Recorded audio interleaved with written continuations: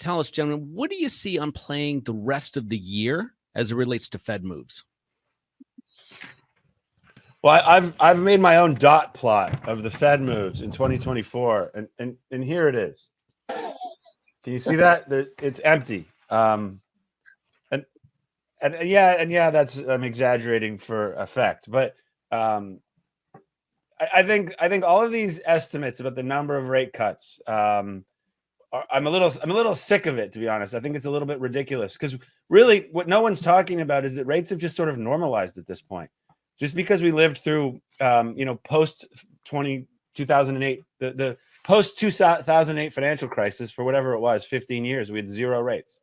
4 or 5% is just a normal, business as usual type of rate. So to think it's going to come down in any meaningful way when the economy hasn't cratered, I'm not quite sure what that thought process is.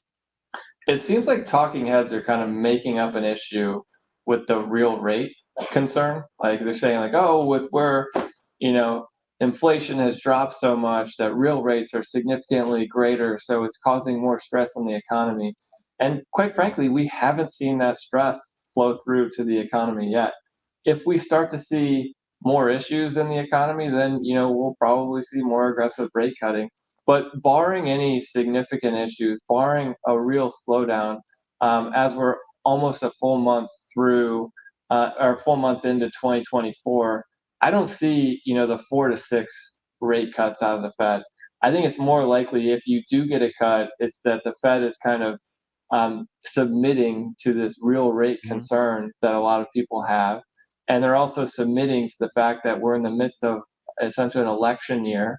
And so they feel like they have to support the economy and they don't want to see any major blow up. So you might see, call it 1 to 3 cuts, but I reserve the right to change my mind if we have any significant economic events that happen. And quite frankly, we'll probably see a significant economic event given how much interest rates have changed over the last 24 months.